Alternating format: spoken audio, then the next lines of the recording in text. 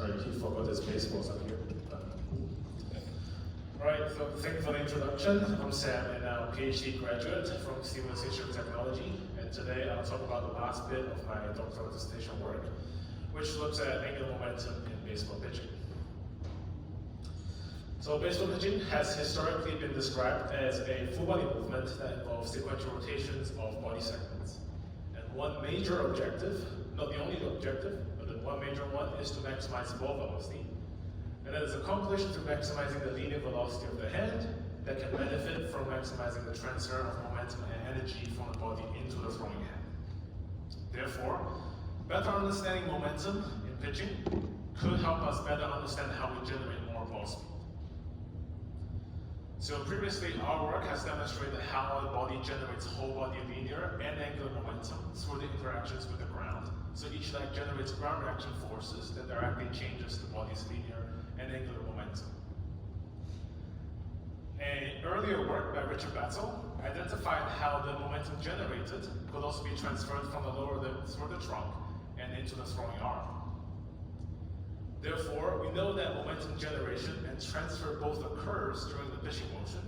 The natural follow-up question will be how does momentum regulation relate to pitching performance, joint loading, and injury risks.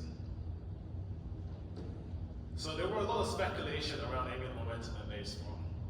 Firstly, it was speculated that the timing of momentum transfer is very important for joint loading for safety reasons. And additionally, it was speculated that trunk was a major contributor of whole body angular momentum in pitching. But those studies do not directly quantify angular momentum about the body center of mass in the pitching task itself. The studies that did, they do have methodological limitations in how angular momentum was being calculated, and that limits our ability to draw on them for hypothesis generation. Currently, we have one paper in review which investigated how maximal whole body and segmental angular momentum relate to ball speed. But for today, I want to go into more of a descriptive analysis to tell you about the profiles and characteristics of segmental and whole body angular momentum, so we will all get to know this mysterious metric a little better. The purpose of this study is to better characterize and understand whole body and segmental angular momentum in pitching by first describing the typical profiles of segmental and whole body angular momentum. Then we'll discuss the relative contribution of each segment towards whole body angular momentum. And lastly, describe the relative contributions of the different sub-variables towards each segment's angular momentum. And I'll go into a little bit more detail about those specifically. In this study, we had 23-mile high school pitchers that self-reported the ability to throw 75-mile-per-hour fastballs, and then provided their informed consent/dissent. They performed self-selected warm-ups before a full-body marker set was attached, and they pitched at least 5 fastballs amongst other pitch types in an indoor practice facility at a full distance. They were pitching from a force plate instrument mount that is of a standard dimension, even though in this study we did not use the ground reaction force data. We collected 3D kinematics using OptiTrack at 250 Hz, and we exported the data and processed them in MATLAB. So here's the big hitter slides. Whole body angular momentum about the body center of mass can be calculated as the sum of each segment's angular momentum. And here we also included the ball as an additional segment with a fixed mass and radius up until the time of ball release.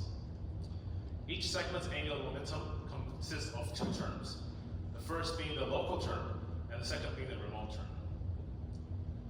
The local term is calculated as the product of the segment's moment of inertia and its angular velocity, and is typically of the form of rigid body angular momentum that most people are very familiar with. But when we're investigating angular momentum about the body center of mass as its center of rotation, there's also this remote term, and it's calculated as this very long equation, but it's actually the translation of a segment around the body center of mass. We have the R that represents the vector from the body center of mass to the segment center of mass, and then that is crossed with the segment's linear momentum relative to the moving body center of mass. In order to fully compute angular momentum, we used segment mass, center mass location, and moment of inertia from prior research. Here's an example of the whole body angular momentum time series about the left foot axis to situate picture you all with the reference system and the phase of interest. And this is taken from the picture with the fastest average ball velocity, and this view of whole body angular momentum is about the leftward axis, or the side view, as you see in the figurines here. The reference system was defined relative to the objective of the pitch.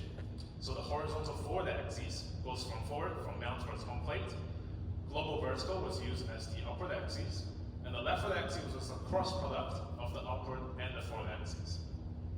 The phase of interest along the x-axis was defined to start from the time index of the maximum front leg knee height and ends at ball release, which was identified using slow motion video as the last frame of visible ball contact. And this was normalized from 0 to 100%.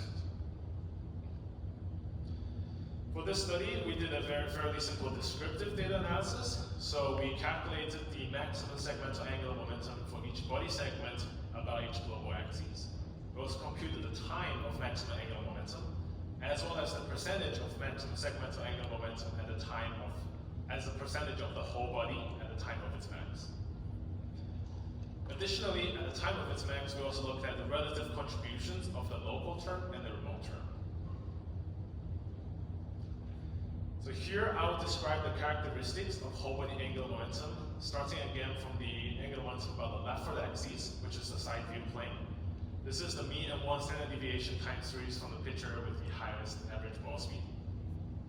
Whole body angular momentum about the leftward axis was close to 0 at the beginning of the phase of interest, before it first decreased into the negatives with a forward swing of the front leg. Then it only started to increase toward the positives shortly before the double support, which was indicated by the gray vertical lines, and it reaches the maximum during double support prior to bar release. Angular momentum about the upward axis, or in the transverse plane as most people are most familiar with it, it remained positive throughout the whole pitching motion and reaches maximum during double support.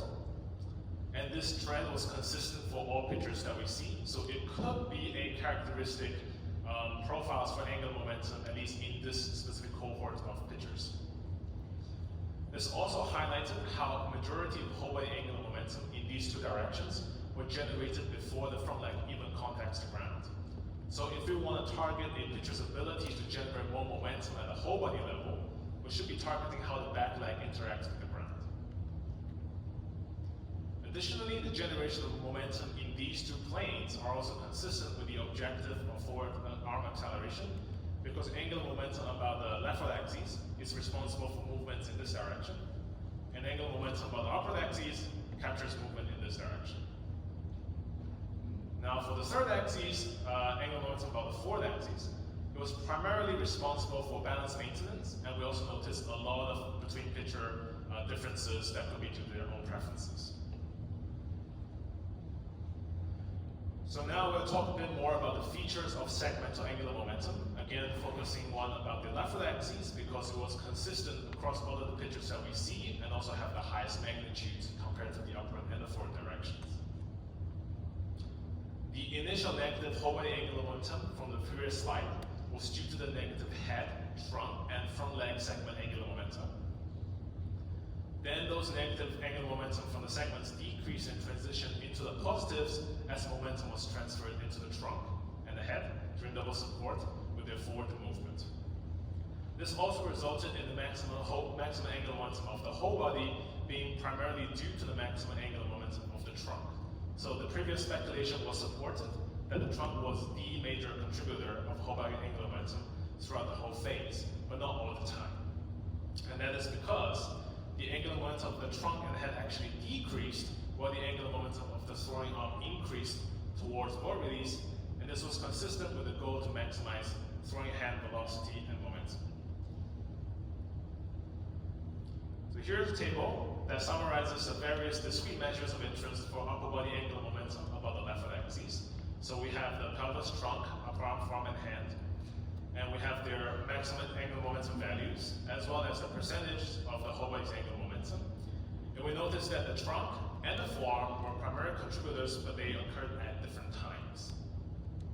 In terms of the sequences of maximum angular momentum, we observed a fairly noticeable proximal to distal sequence starting at the trunk that goes through the upper arm, forearm, and to the hand, with the hand angular momentum maximum reaching very close to bar release.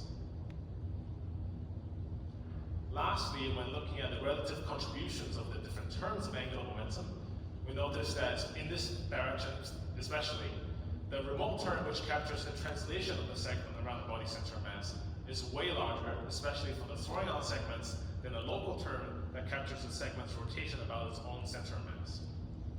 Therefore, putting it all together, it highlights how angular momentum transfer from the trunk to the throwing arm can be a way for the throwing arm segments to acquire linear momentum and therefore low velocity in order to generate ball speed in baseball pitching.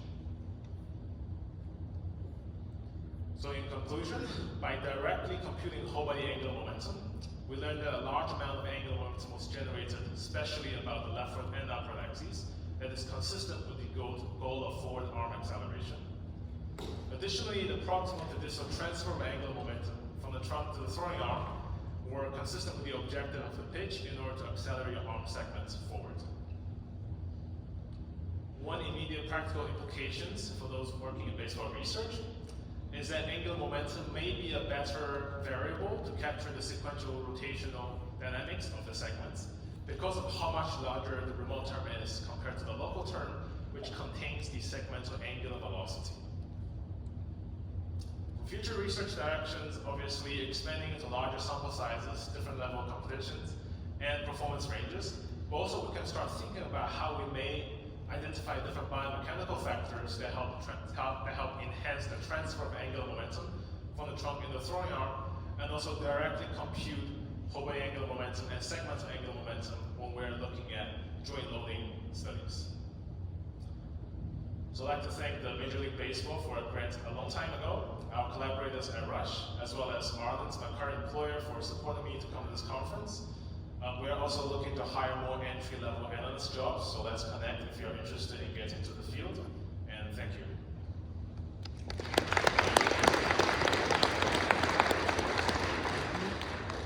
All right, go on down for questions. Hey Sam, quick question.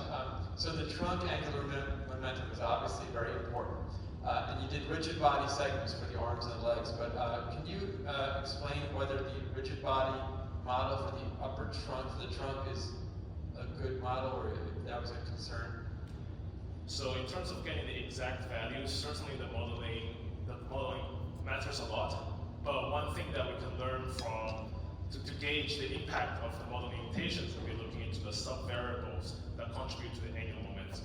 So basically, the forward translation of the trunk was the velocity term that determines the forward translation was contributing most to the actual magnitude of trunk angular momentum. So with a better model, we could potentially capture that velocity term better, but I don't know how much in terms of the magnitude it's actually going to change the values. Also, it's probably unlikely to change the relative contributions by that much, given how dominating the trunk is, at least at this time of maximum. I'll ask a question just to help understand the variables at play here. As we get more abstract, sometimes it gets a little harder to understand what it means for a pitcher. How would you advise a pitcher if they said, well, I need to improve my segmental